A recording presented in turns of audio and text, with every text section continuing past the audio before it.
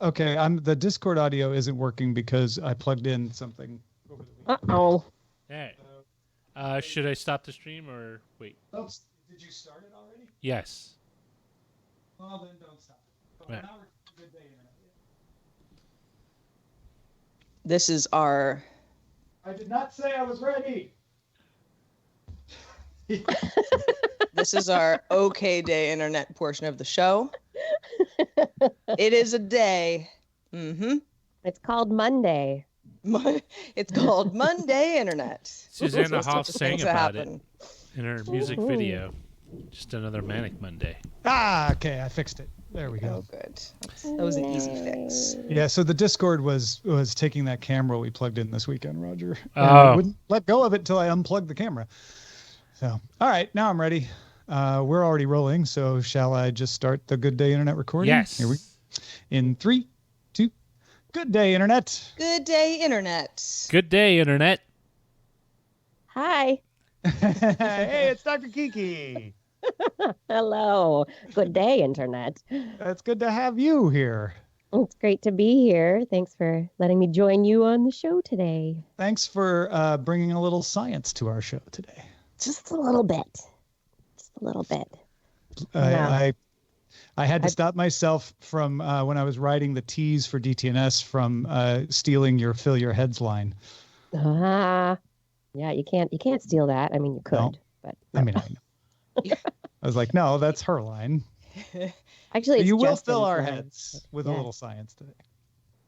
I hope so. I mean, I'm not filling heads with helium, at least. My head's so close to full, it'll be easy.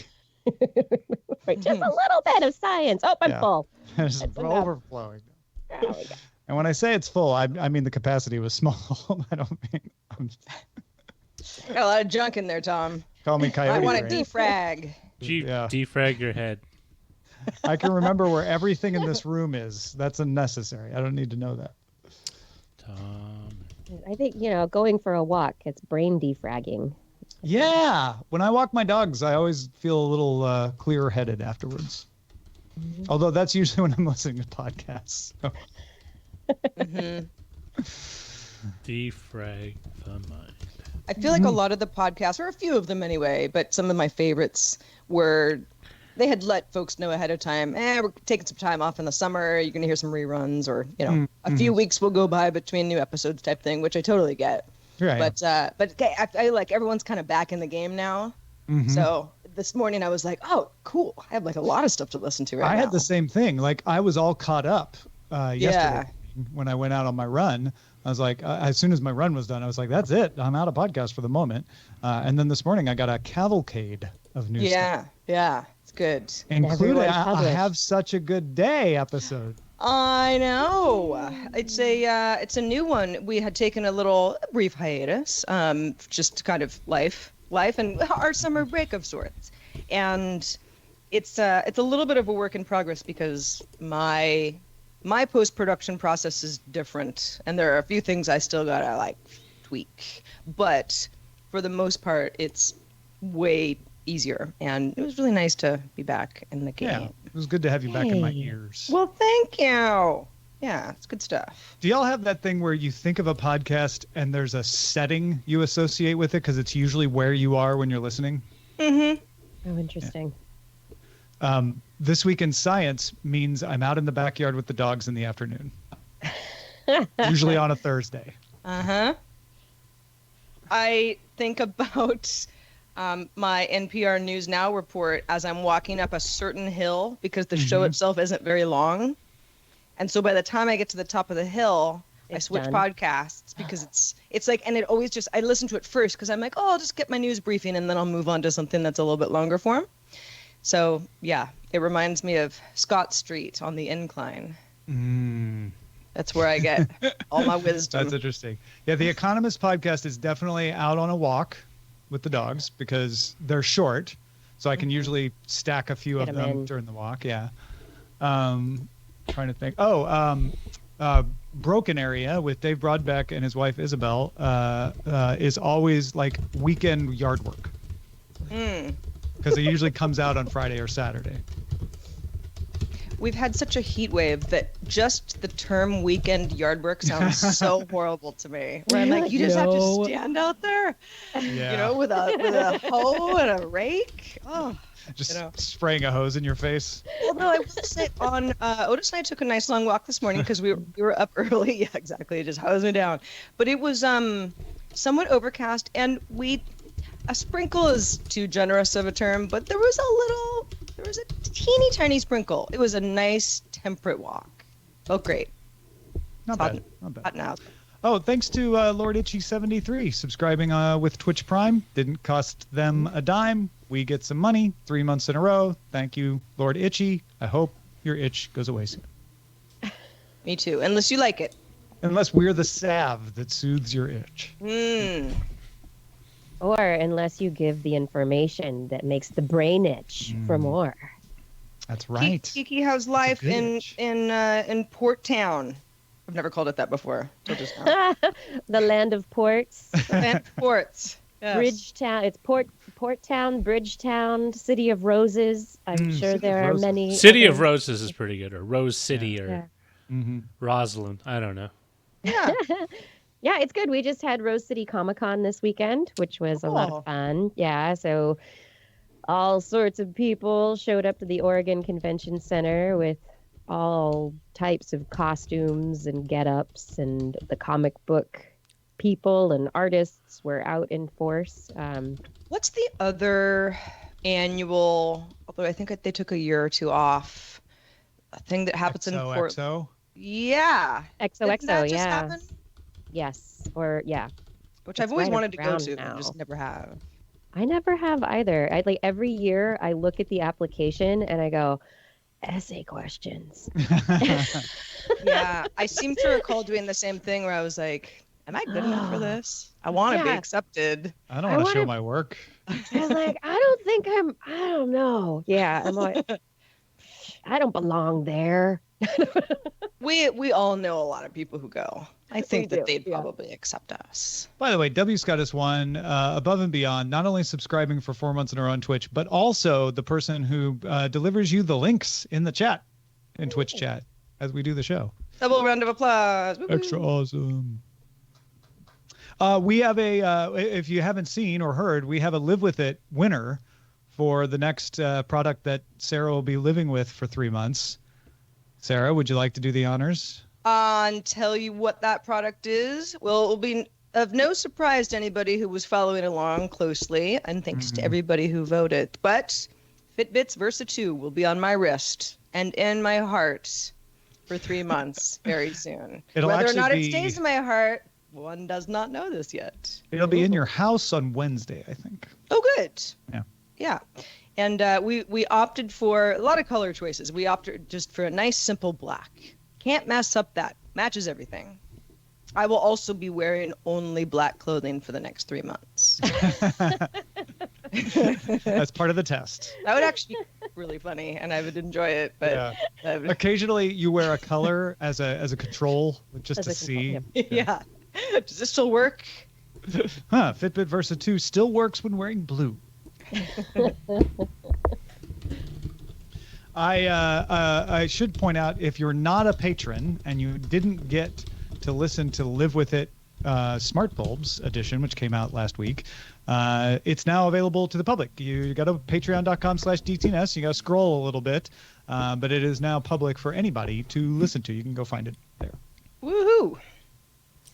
Of course, I'm telling that to the Good Day Internet crowd, which is mostly patrons, but that's fine.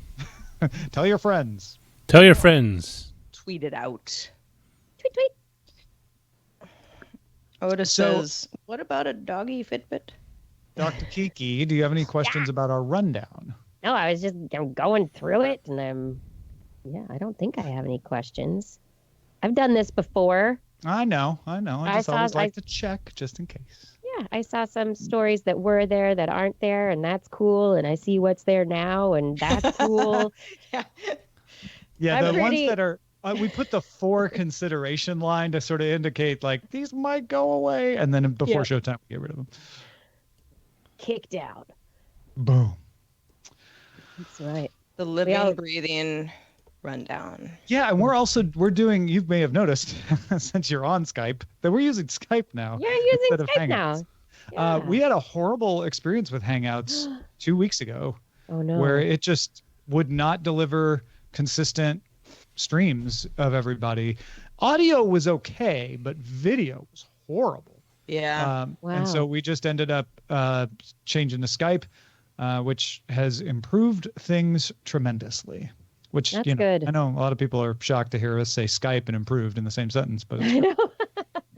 We moved over to StreamYard, and Yard, you say. Yeah, and it has a free version, but it has their StreamYard branding on it, and there is it's not free, but a fairly low monthly fee for their not branded. You can put your own branding kind of stuff in there, it's kind of a Hangouts alternative, and I'm really liking it. I mean, there are things about it that I'm like, okay, it could be better, but for something that's browser based, and it's better than Hangouts as far as I've experienced so far.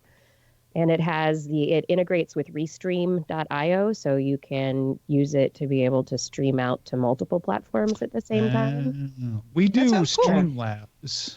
Yeah, Streamlabs. Yeah. So I mean, you could use like StreamYard and make it. I guess if you're using OBS or something, you could use it as one of the inputs. Mm-hmm. A web browser. But you're just going straight from StreamYard into the platform you're streaming to. Yeah. And you can do them all at the same time, or you have to pick. Oh, nice. Well, you can do so with the Restream.io. You can, because of that integration, you can do them all at the same time. But you set up your broadcast. You can have an RTMP server set up, or you can do it specifically. They have integrations for going straight to Twitch or straight to YouTube or straight to Facebook. Yeah. That seems pretty handy. Yeah, it does. And I don't know, I'm so far so good. I mean, we've been using it for a little over a month now, since the beginning of August when the Hangouts went away for general use, and I like it. I like it better than Hangouts. Well, thank you, 11 Team Miner 11, for subscribing. Thank you. We weren't using Hangouts on air anymore. We had started using OBS, Streamlabs OBS for that, but this is worth investigating. Yes. Especially because with the paid version, you get the logo overlays, backgrounds, all that cool stuff. Yeah, and with the overlays, that even allows you. This is not something I've done yet, but I want to play with. You can upload videos. And you can do like video intros and outros. So you can roll in stuff. Yeah. Huh. Can you do like OBS pre-recorded videos that like if I pre-recorded a video of myself explaining something, could I roll that in? I believe so. Yeah. Wow. Okay. I mean, you can do that with Streamlabs OBS. You can do it with OBS for sure. Yeah. But that's interesting because you couldn't do that with Hangouts on air. No. Yeah. You could in a roundabout way. Yeah. Not without a lot of roundabouting. Yeah, here, let me screen share this this video screen. This is totally unrelated. I found a legit roundabout in Los Angeles. Like not one of those ones where they took a regular intersection and put a bush in the middle and called it a roundabout. Like this had been built as a serious European style roundabout. I was shocked. This is like a serious roundabout tangent.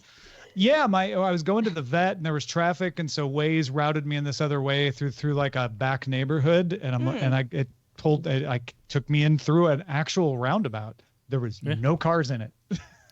No, there's a couple, at least that I've taken, that are like full sized. They might have been a normal 4-way intersection, but I'm sure there was enough space for them to put a giant. This was bigger than a 4-way intersection. Like there were houses in the middle of it. Oh. Yeah. Or is that even a roundabout? I don't know if it was a house, but it was a structure. Like I guess it's a roundabout anytime you've got arteries that you have to share the circle. Yeah, you basically had four, maybe even 5 streets coming in, and then 2 lanes circular. Where is this magical roundabout? How do I find it? It's in the magical land of Encino. Oh, Encino. There was a movie about Encino once. It's about a man from Encino. Man from Encino. All right. We have a magical tech news show that we're going to do right now. Is everybody ready? Ready. Yes. All right. Here we go. In 3, 2. Coming up on DTNS, a service for free trials without risk. But is it ethical? Is the tech backlash fake? And space-based broadband may come faster than we thought. This is the Daily Tech News for Monday, September 16th, 2019 in Los Angeles. I'm Tom Merritt. And from Studio Feline, I'm Sarah Lane. And I'm the show's producer, Roger Chang. Very pleased to have back on the show today Dr. Kikki, Kirsten Sanford, host of This Week in Science. How's it going, Dr. Kikki? It's going pretty darn well for a Monday. Thanks for having me on. Thanks for being on a Monday. Believe me, I know. It's great to have you on. We were just talking to Kikki about what we use to stream our shows, like This Week in Science or DTNS. That was on our wider expanded show, Good Day Internet. That sounds like an interesting conversation that you want. You can get that show by becoming a patron at patreon.com/DTNS. Well, let's start now with a few tech things you should know. Representatives from the Libra Association are meeting with the Bank of International Settlements, or BIS, Committee on Payments and Market Infrastructure on September 16th. The meeting will include officials from 26 central banks and focus on the scope and design of Libra that will inform a report to G7 finance ministers. This will include officials from the U.S. Federal Reserve, the Bank of England, and the European Central Bank. Google will hold an announcement October 15th in New York. Its invite asks folks to come see a few new things made by Google. Best bets are we're definitely going to hear about the Pixel 4 and Pixel 4 XL because Google already said that's coming. Other devices we might hear about include a Pixelbook 2, a new Google Home speaker maybe. Google confirmed the Pixel 4 will have a way to authenticate using facial recognition along with gesture controls. I imagine we'll hear more. The OnePlus 7T phone will be revealed on September 26th in India and also North America. A third event for the OnePlus 7T series will be held in London on October 10th. The invite, there's another one, invite that says 90 hertz display, smooth like never before. Maybe they'll both models, the Pro and the not Pro, will have 90 hertz this time.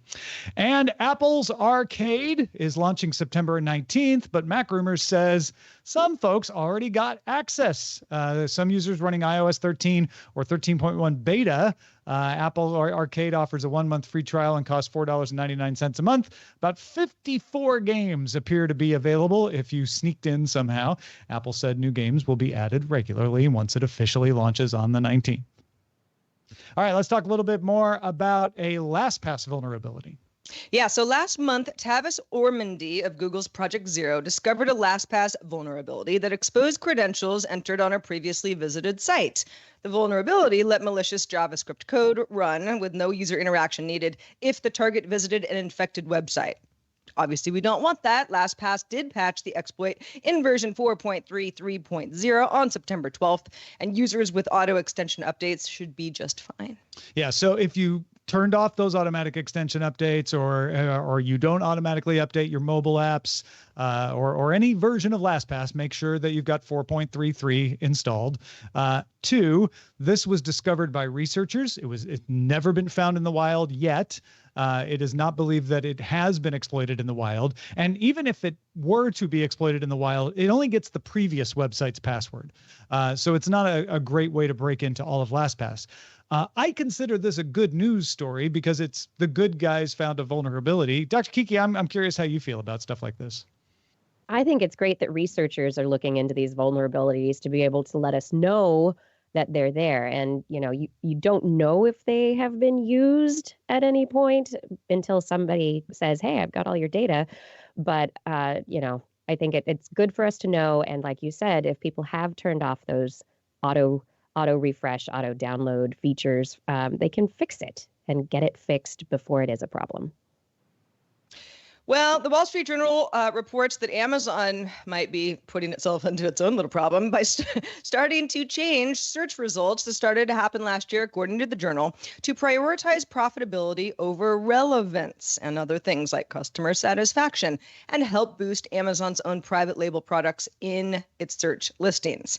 The journal says that Amazon isn't directly boosting products based on profitability alone, but it's factoring in other details that end up boosting more profitable products anyway, and those that belong to Amazon. A spokesperson for the company says, quote, "We have not changed our criteria we use to rank search results to include profitability, but the company does say it uses a number of metrics for testing, including long-term profitability, to see how new features impact the customer experience and our business as any rational store would. But we don't make decisions based on one metric."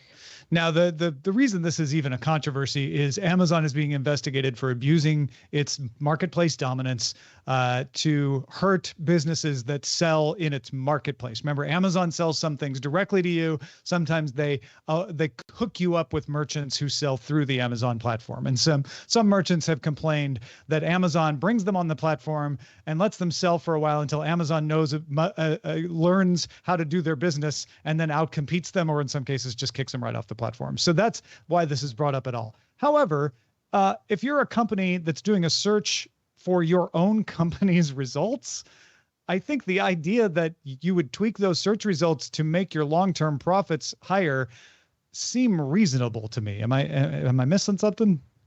I think you're right on there. Yeah, but I mean, you're a company, you want to make money. I mean, the issue here is the anti-competitive nature of Amazon, in that they're getting rid of, even though they're a marketplace, they are dominating, and it's just not fair to the little guys. Well, so Amazon has its own diaper line, right? It's one of these private label products. The name is escaping me at this moment. If the search results were pure customer reviews, and for whatever reason the Amazon diaper line didn't do that well, the company doesn't want those results buried so that nobody buys them. So I get why they'd say, well, we don't want to just use like one metric that you thought we were using before. We're going to use a bunch of stuff. But I think can someone argue that, no, Amazon is always making profitability the number one metric that's rising to the top? Or is this just sort of the way that results work? Yeah. I mean, telling a company like you shouldn't use profitability in making your product seems like that's too far, right? Companies have to make money or they don't stay in business.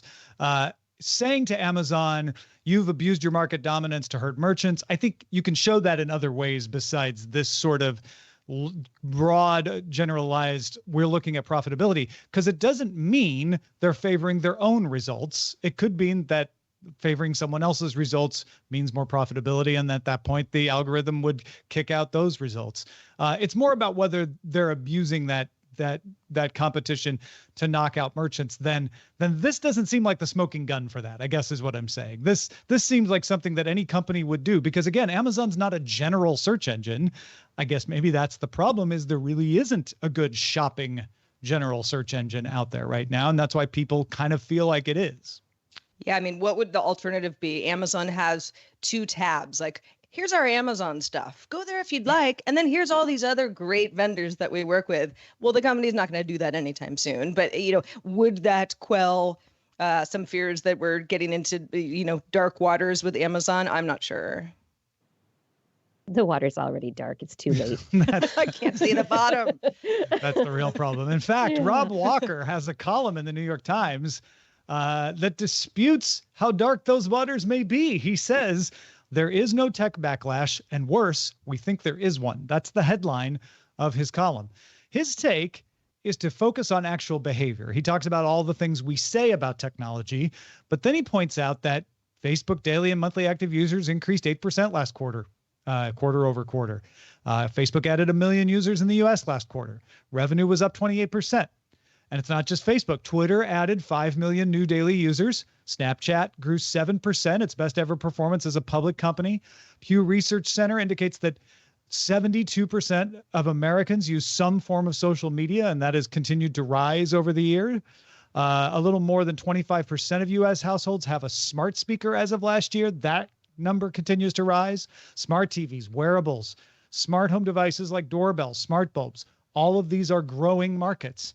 So he says, look, I know that investigations by politicians are multiplying, and I know that headlines decrying tech companies for their abuses are multiplying, but he's pointing out that it doesn't seem to affect the individuals, and he speculates a little about why that might be. But what do you folks think? Do you think that the tech backlash might be exaggerated somehow?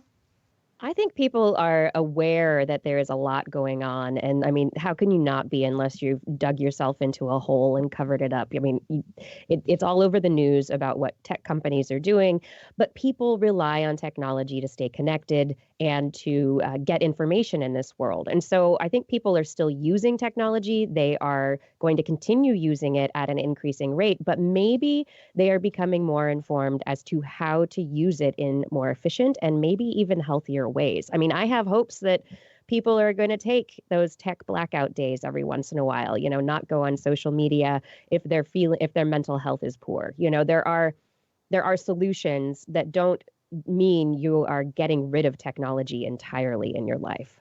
Yeah, there is certainly a tech backlash that does exist to the extent that some people say it exists. Well, these numbers don't really show that trend, right? Sure, you could have people who triumphantly leave Facebook, but then another million people sign up the same day. So it's the trajectory is continuing. But I do think that a lot of the backlash is, and somebody on Twitter had sort of compared this to sugar and obesity. It's like, well, as people start learning, there's some like really bad side effects to all of this going on, but is the industry really changing? And if it isn't, then how do we get to some root of the problem so that people's behavior changes? And I think that we're so, especially when we talk about social media, we're in such early days of all of this that it's hard to come up with an answer.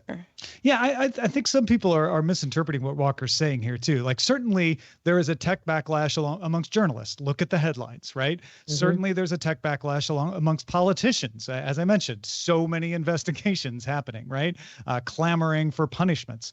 But the usage isn't changing, and Walker suspects that it may be that people are like, yeah, I'll be outraged when I post this on Twitter, but I'm not changing my behavior.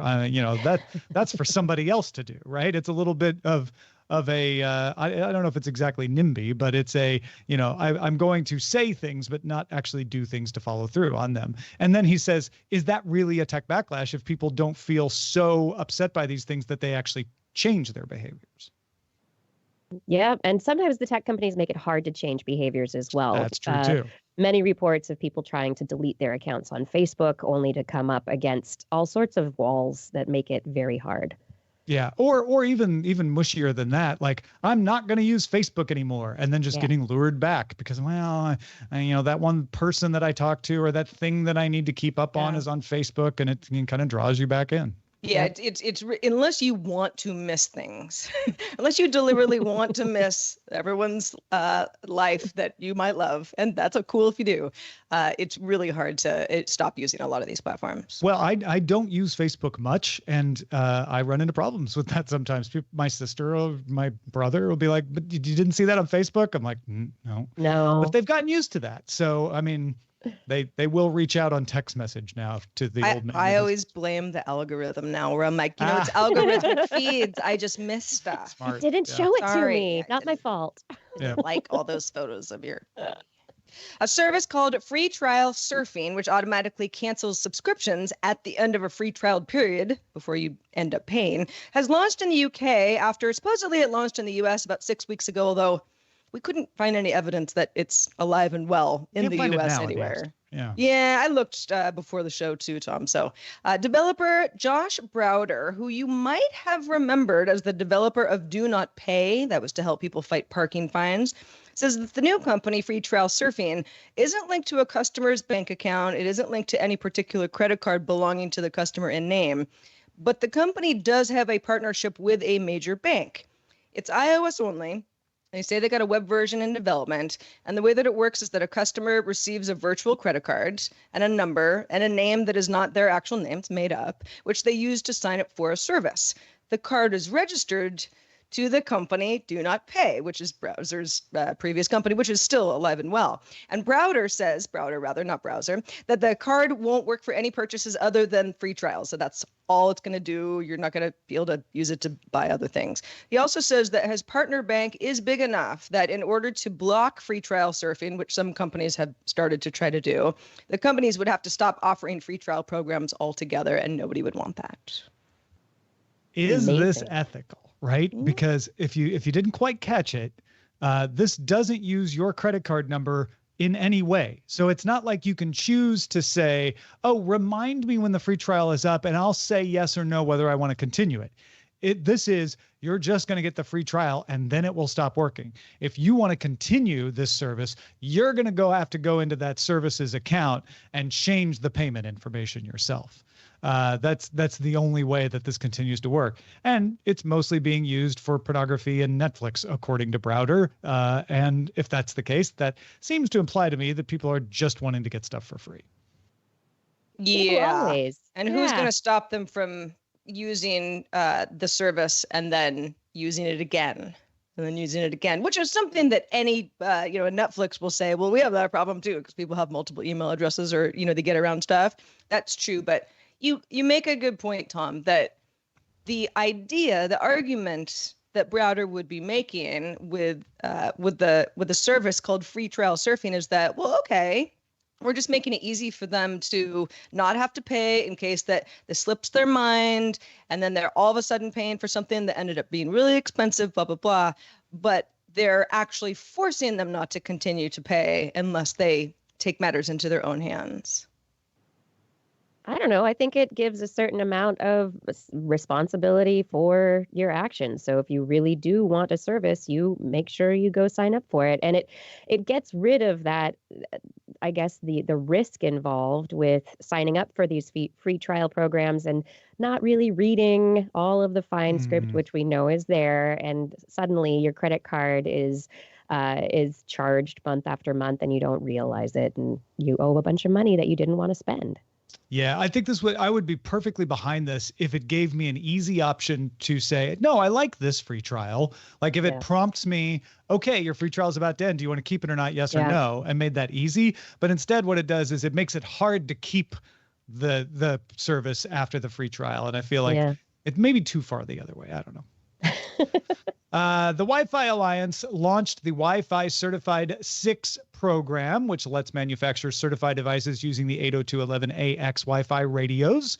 Wi-Fi 6, of course, we've talked about the standard was finalized. Now the certification program has happened. The actual adoption of the standard by the IEEE still has to happen, but the certification with manufacturers is the big one. That's what gets products in the pipeline and gets them made.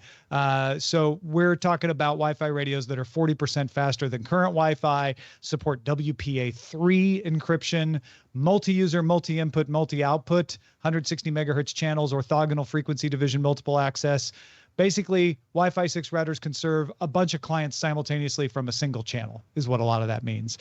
So your capacity will go up. If you've ever had a situation where you've got a lot of devices in your house, some smart speakers and maybe some smart light bulbs and an Xbox and an Amazon Fire TV and a few laptops, and you're like, man, why is the Wi-Fi so slow? It may be that there's just too many devices trying to access it at once. Wi-Fi 6 is going to make that a lot better because it can handle multiple devices on one channel instead of having a limited number of channels. So Wi-Fi 6 coming to some products by the end of this year in a few cases, but definitely in a lot of products by next year.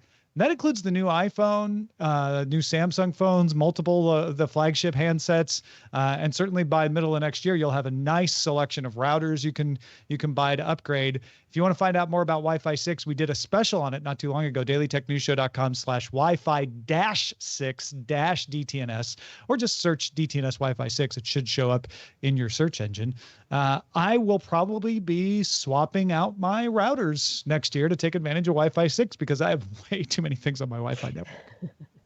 I have a question. Does this mean better Wi-Fi at hotels? It could. It depends. That depends. You know so how much hotels on that hotel. are. They're always at the forefront of the good stuff. Right. Listen, I stayed in a hotel in Montreal that had a really good sysadmin, and their Wi-Fi was excellent. And this was like 4 or 5 years ago. So it really depends on who implements their Wi-Fi for them and who manages it. But yeah, this will make it easier for hotels to have better Wi-Fi. Oh, great. When they finally decide to go replace their hardware, which isn't going to be anytime soon. But yeah, this is definitely going to help you with your Wi-Fi at home. A lot of times people think their Wi-Fi is crap because of their ISP when it's interference or capacity. So, this is going to just kind of make it better overall. Hey, folks, if you want to get all the tech headlines each day in about 5 minutes, be sure to subscribe to dailytechheadlines.com. Now, let's get into space. Ars Technica reports that in a filing from August 30th, SpaceX asked the US FCC for permission to adjust the orbital spacing of its satellites to speed up deployment of its Starlink broadband service. So, Kikki, can you walk us through a little bit of what they're asking for and what it means for us? Yeah, so what it means is that they will get more satellites up using fewer launches. And with those satellites that they get up within a shorter period of time, they will have a broader coverage area for their satellite coverage. And ostensibly, what they say is that they would be able to fill the need in parts of the United States, the southern United States, and areas that like, for instance, have been the Bahamas, which was hit by hurricanes recently, that may have a need during storm seasons for better communications. That's what they say. So, this is an Elon Musk company. Sometimes what he says turns out to be exactly true, and it's amazing. Mm-hmm. Other times they miss deadlines. So there's no way to tell right now. Although when you're talking about space launches and having to get FCC involved and having to get NASA involved, feels like they have less of a chance of missing deadlines. Or am I being naive? They're doing better on getting their launches up, and they're actually running, their rockets are running faster than their customers at this point, according to some reports. But the issues are what seems to be coming up. About a week ago, there was a European Space Agency satellite that came within too close of a risk percentage of interacting. Smacking into one of the Starlink satellites. And so the European Space Agency was unable during this period to get SpaceX on the phone to find out whether it actually was going to be a problem, to see if SpaceX could move their satellite for the ESA satellite.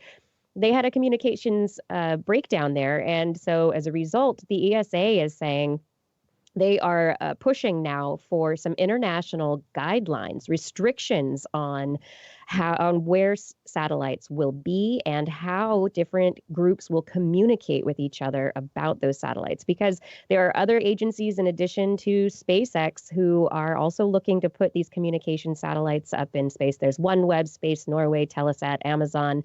And so the sky is crowded now. There are about 5,000 satellites up in space at the moment, and it's going to start increasing exponentially over the next couple of years now that launches are faster and easier. And that would put the pressure on SpaceX to want to be able to get their service going faster so that they have an advantage over those other companies. So they want to deploy in 3 different orbital planes instead of 1. I can't decide if that makes things safer because now they're in 3 different orbital planes, or if that makes it like, oh, there's 3 more orbital planes where they might run into something else. They're spread all over the place, and now it's a couple hundred, 60 satellites. It'll be a few hundred and then thousands. It's just going to get more and more complicated. It's going to be computers trying to track all this stuff because people aren't going to be able to do it at all. But there's going to have to be some kind of regulation. And I think that's exactly right. What's going on here, SpaceX is trying to get their stuff into space and they're like, look, this is great. It's better. We'll get up there faster for your communications, when really it's so that they can outrun the regulations and actually get their stuff up before launches are regulated. It's not a land rush, it's a space rush. Space rush. That's right. Get your piece of the sky before the sheriff shows up in town. Yeah, and it's a big it's a big concern, not just for existing satellites, that are doing research and, there's also military satellites up there, future satellites that might be important for humanity. I mean, our sky is going to end up like that sky. What is it? Wall-E, the animated movie where you look up and it's just junk in orbit around the planet and you have a hard time getting anything up or down. Well, and there's already a problem with debris. Kind of unmapped debris and not knowing where it is exactly. So I always imagine some big bulldozer going up into space and just sweeping out big chunks of it. But that becomes harder if you've got satellites in the way.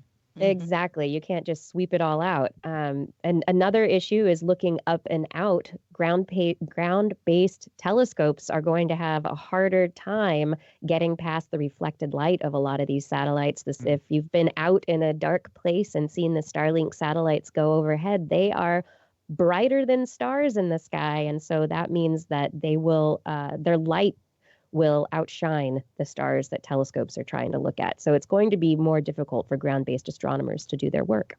Thank goodness those engineers at MIT accidentally discovered that super black material that they could put on as the blinders. Maybe that'll help some. I hope so. Well, this is fantastic, Kikki. Thank you for helping us understand a little more about this.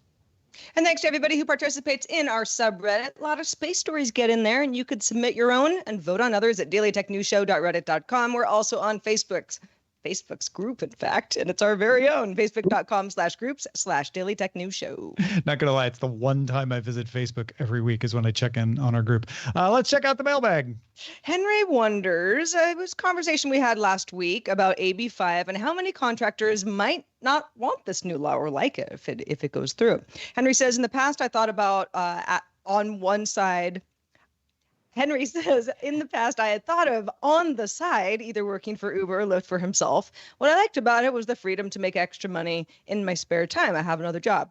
If you're an employee of Uber or Lyft, I could see them changing this to where you either had to work a certain amount of hours per day or certain times, and then there goes the flexibility. I wonder how they'll be able to do both, or have contractors that work part-time below a certain amount of hours. But if you want to be an employee and get those perks, right, you need to work schedule shifts. Henry says, I work for UPS. Our drivers are union, but at FedEx Ground, they're contractors. I see this bill working for them. They report to a FedEx building in the morning, grab packages, and go out. This is similar to what Amazon does. Both models rely on contractors to get deliveries, but they usually only work for either one, but work full-time at the same spot.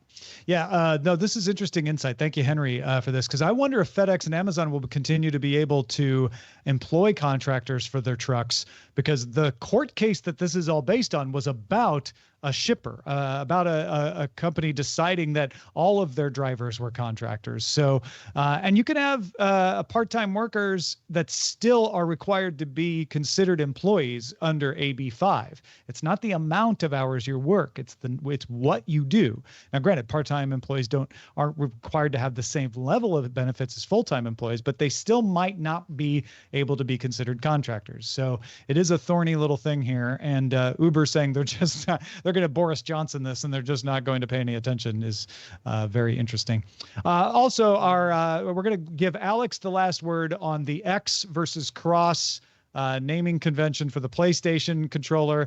He says, wanted to weigh in. It's a cultural thing in his opinion. In Japan, when you see an X in marketing, it's usually pronounced cross. This is very prevalent in video games. For example, Street Fighter Cross Tekken is pronounced that way. As such, in Japan, it's called the cross button. However, since we're used to calling the symbol X because of the SNES, the name stuck. It's also used as a cancel button in Japan, with the circle being used as OK.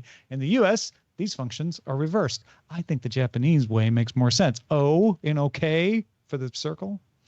Used to get that screwed up all the time. Thank you, Alex. Yeah, I was trying to come up with a reason to argue with you just now, Tom, and I can't. The Japanese have it right. For once. Yeah, and now we all know a little bit more about it. Yeah. Thanks also to Dr. Kikki Sanford for being with us today and bringing your wisdom to the show. Let folks know where they can keep up with your work. Thank you so much for having me on. You can find me at This Week in Science. www.twist.org is the website. And on Twitter, I'm at Dr. Kikki, DRKIKI. This Week in Science, I'm not even joking, is one of my favorite parts of my week. So thank you for doing it. Thank you so much for listening. Thanks. Twists.org. We're changing our Patreon rewards, by the way, folks, starting October 1st. Thanks to everybody who gave us feedback about the new rewards over the past couple of weeks. The current rewards, as we have them before the change, will be delivered at the end of this month. So if you're like, wait, I'm not going to get the thing that I signed up. No, everything's fine. Everything's staying the same until October 1st. October 1st, the new rewards go into effect, and those will be delivered on November 1st. So if you want to know what's changing, head to dailytechnewsshow.com/Patreon. If you've got feedback for us, our email address is feedback@dailytechnewsshow.com. We also have a live show. Join us if you can, Monday through Friday, 4:30 p.m. Eastern, 2030 UTC. Find out more at dailytechnewsshow.com/live. Back tomorrow with Patrick Beja. Talk to you then.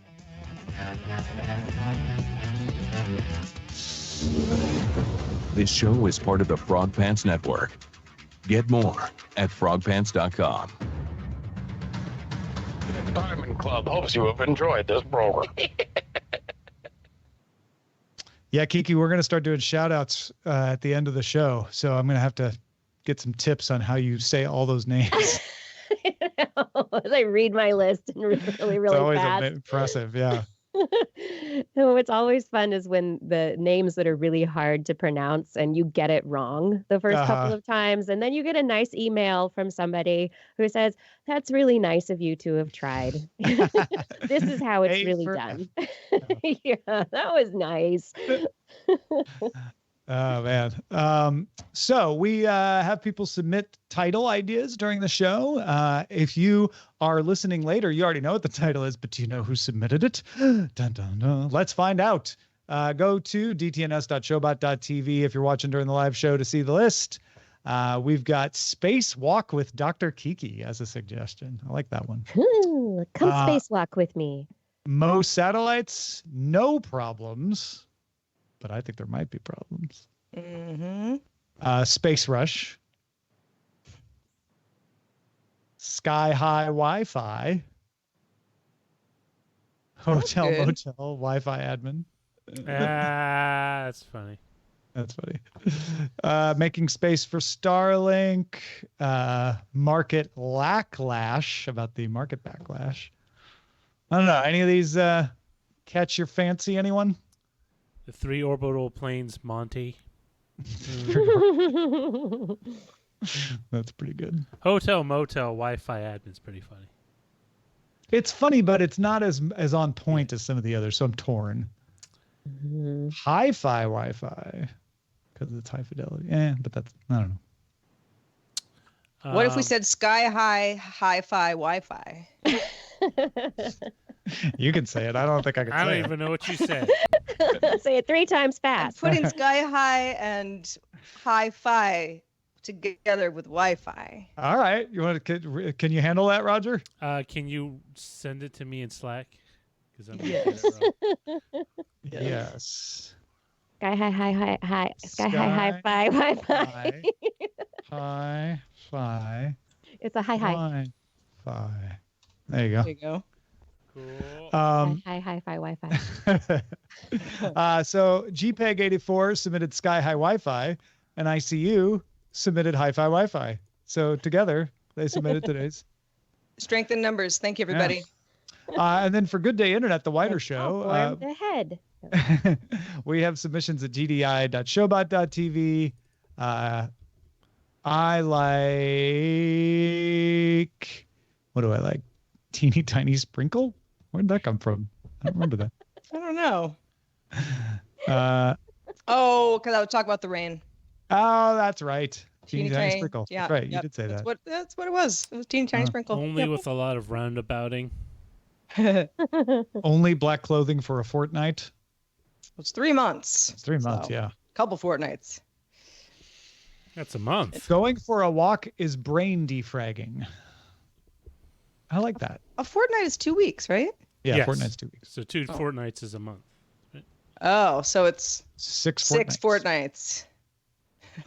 Only black clothing for 6 fortnights. And not a day fewer. We should do going for a walk is brain defragging. I like that That's a concept. good one. Yeah. Palo_J submitted that one. Thank you, Palo. So Whoop, whoop. It's wait, which one? Oh, going for a brain walk is brain. Going for a walk is, yeah, drop the A. I think you can just say going for a walk is brain defragging. So I will very shortly be powered by the sun. Shortly. Oh, that's cool. You're getting solar panels. I've got solar panels on my roof. I've got a brand new meter that was installed on Friday, but the panels are not actually feeding power yet because they have to turn something on. I need a permission to operate from the city.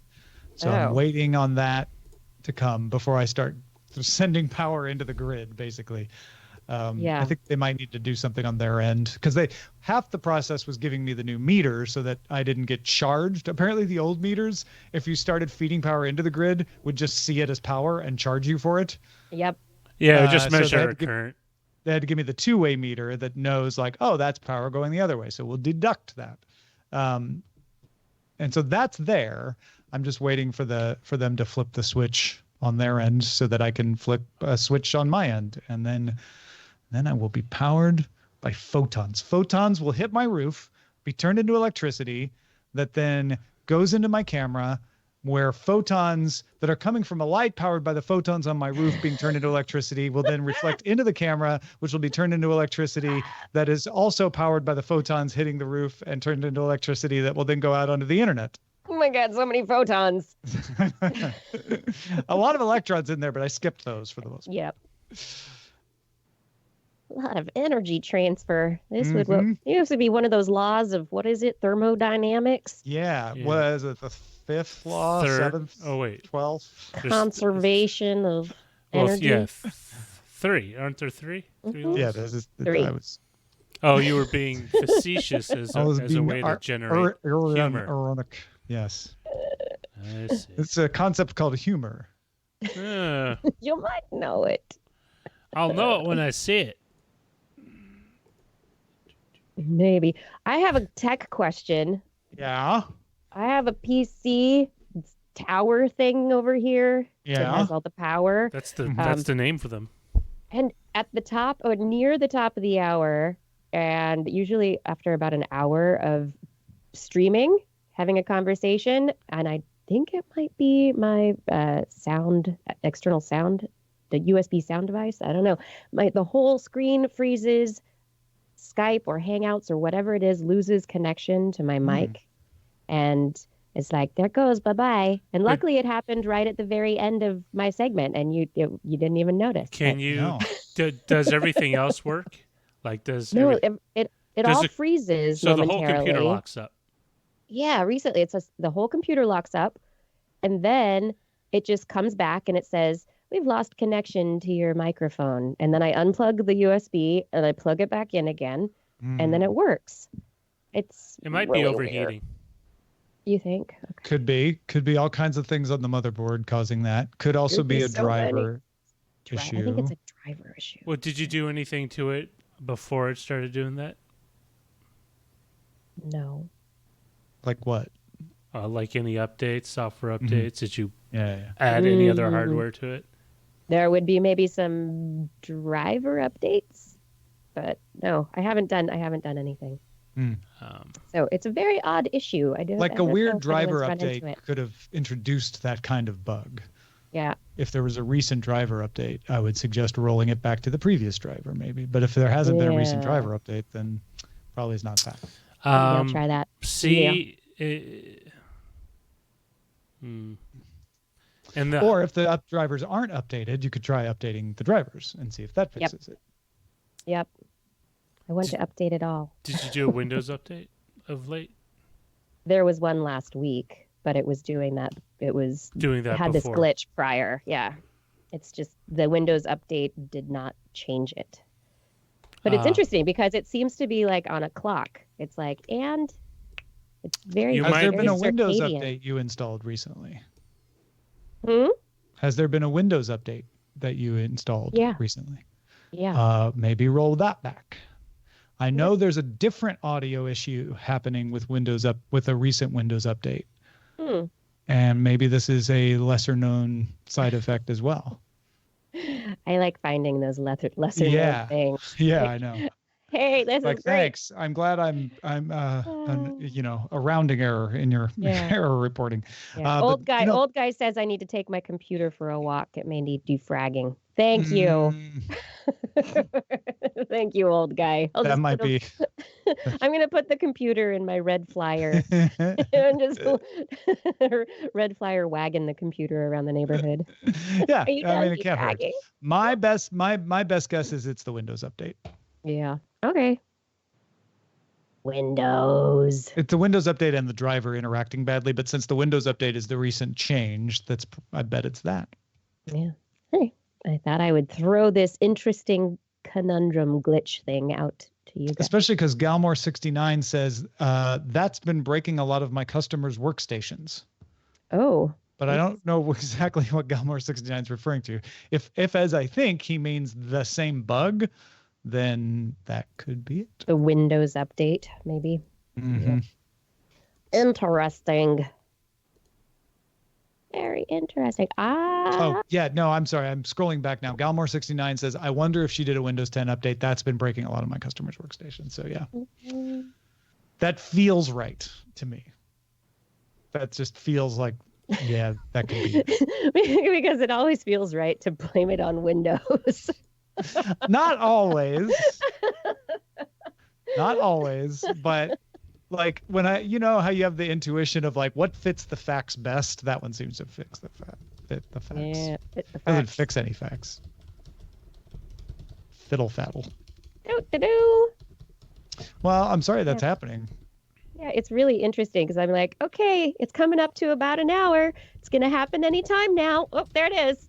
Well, and there used to be a USB driver that would like reliably add an hour, like turn your audio into garble, and it was you just unplugged it and plugged it back in. Yes, I remember that. Yeah. So it's very similar to that. It's like a caching issue or something. Yes, I think it is. Yeah. That was the Plantronics, I think.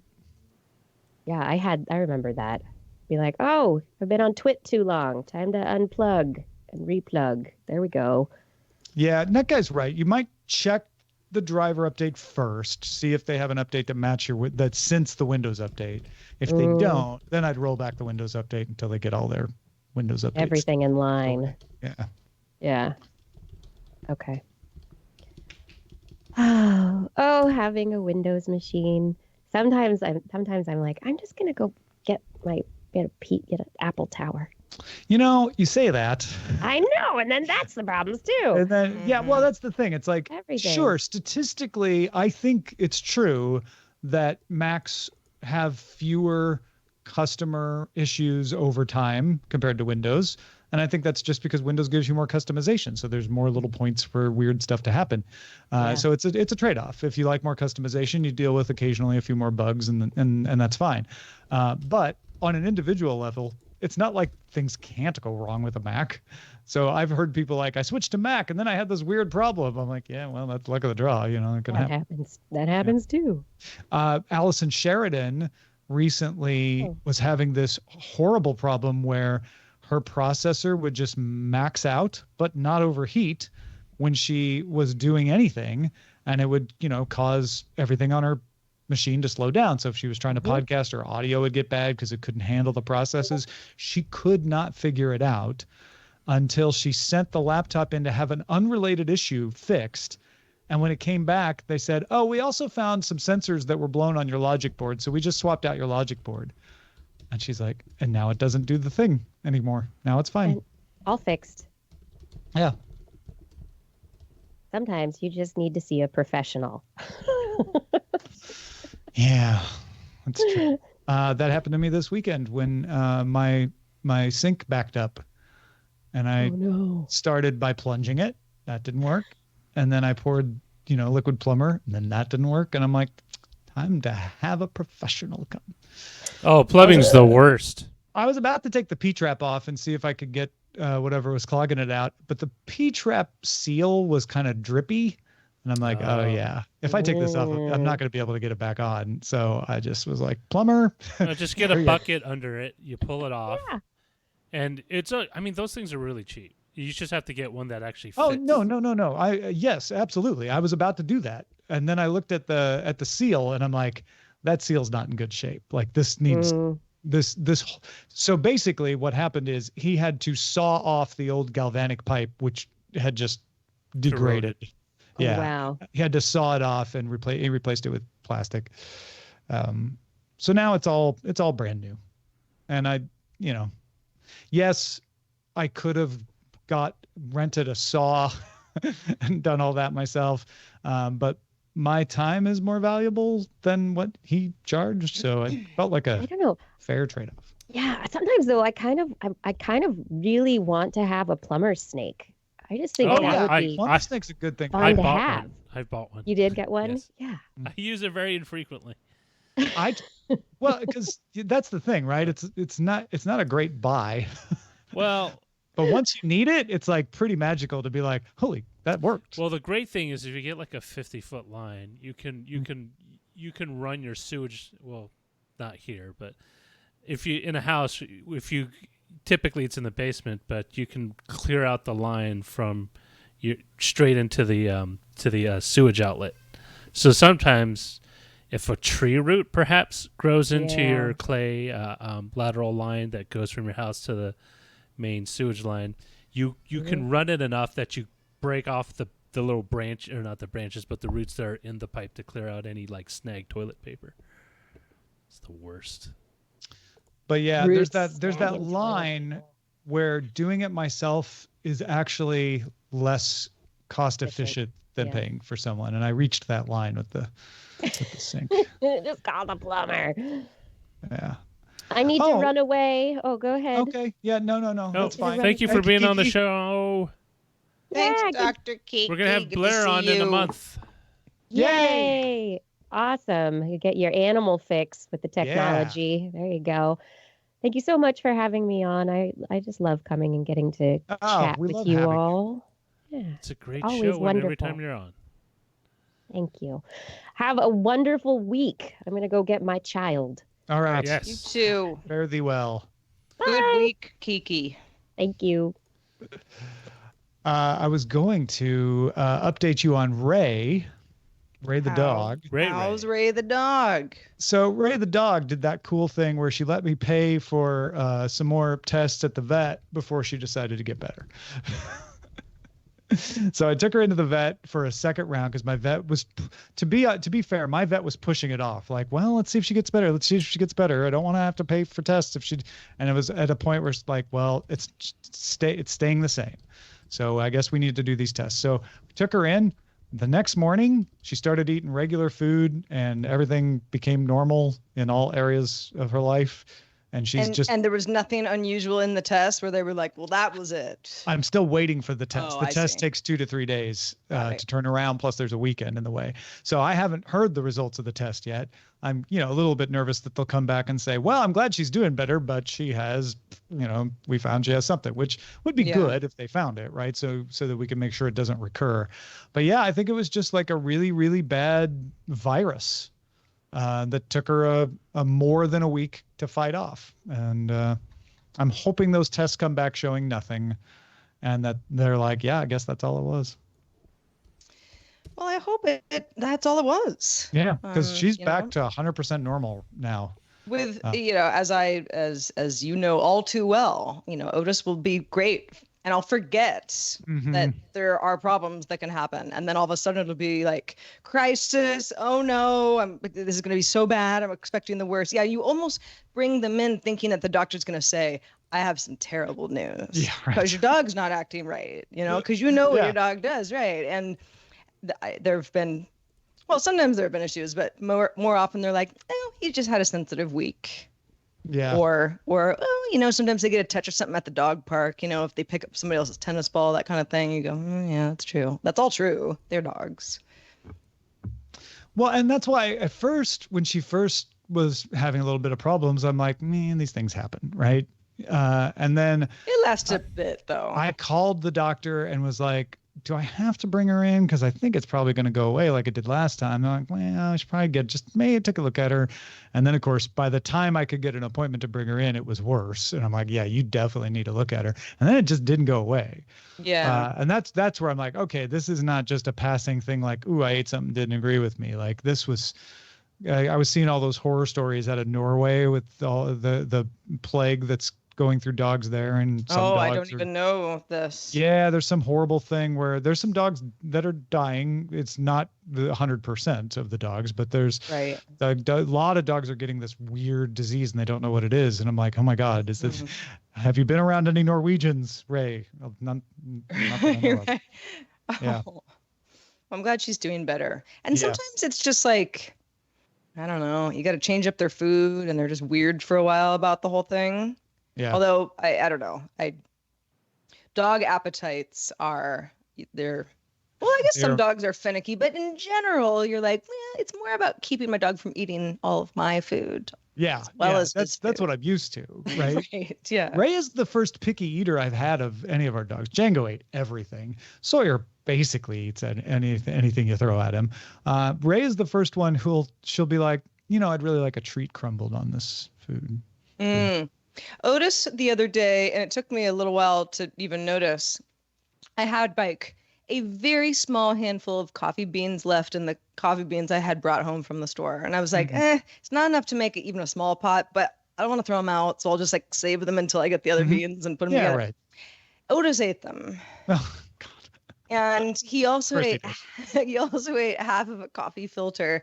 And it was because he wanted filtered coffie. Right. And you could see the teeth marks and the fact that he was like, oh, I don't like this. And just kind of left the rest of it. And I was like, there was a part of my kitchen where I'm like, well, that's in disarray. I'll get to that in a minute. And finally I was like, hold on a second. Lucy didn't eat those coffee beans and I didn't have a chance to. Mm-hmm. I thought maybe he'd have coffee breath or something, but no. He didn't go running around all caffeinated, huh? Well, I could blame that on something over the weekend, I guess. No, he was actually pretty mellow. Yeah. So, again, this is not like a pound of beans. It was a gram or two. I don't know. But still, I'm like, you know what? You little weird dog. You'll just try anything once, won't you? Yeah, why not? Coffee filters, not a lot of moisture in there. No. Well, the week is starting off much calmer than last week, so I'm very happy for that. Oh, that's good. Yeah. Same. Well, and I don't know about you, but I have gotten to the point in my life where even short trips away for weekends, a week in advance, I'm like, I got details, I got to do stuff, I have preparations, don't remember to leave the key, or don't forget to leave the keys for the cat sitter, so it's like, it's a great week for not that hot weather and not that many weird things happening because. Well, because last week I was like, well, if I go away for the weekend, do I feel good about Ray being with even a dog sitter? Yeah. And now it's like, okay, knock on wood, let's hope it doesn't recur. Otherwise, everything should be fine. Well, yeah, that was my panicky thought, even though we were way in advance, which is it's just a thought I always have is, Otis has to stay with a dog sitter while I'm gone for the weekend. It's a couple of nights. This person has walked Otis before and seemed cool, but it's, I'm like, well, I just haven't seen your house and I won't insist on seeing the inside of your house, but I would really like to be invited to. Yeah. It just makes me feel better about everything. It's probably not full of, rotating knives, but I'd just like to make sure. Yeah. And it's just kind of, it's just one of those things. But I also think I would be mortified if, he was like ill and, someone was like, okay. I mean, of course you always have emergency information and all that stuff. Right. That is part of the deal, but you really want to avoid it if possible. Agreed. Roger's like, get a kid sometime. Then you're really living. They grow into different problems after a while. They grow in. They continue to be problems until you're Their problems keep changing, though. They don't have the same ones. Their problems It develop depends. along with their intelligence. A dog's set of potential problems are the same throughout most of its life. I've known some people in high school that still have the same issues as adults. Sure, but those are not the Usually same dogs problems don't as have dogs. those problems. Most 3-year-olds have different problems when they're adults. Can you accept that one, Roger? Possibly. I'll get back to you in 18 years. It's like, You're running a personal experiment. My empirical data proves. It's Roger's own. Live with it. 18 years long. Yeah, we'll call it. Everyone was asking Roger to do a live with it. Well, Yeah, he's been he doing is. one. There you Yeah. go. Yeah.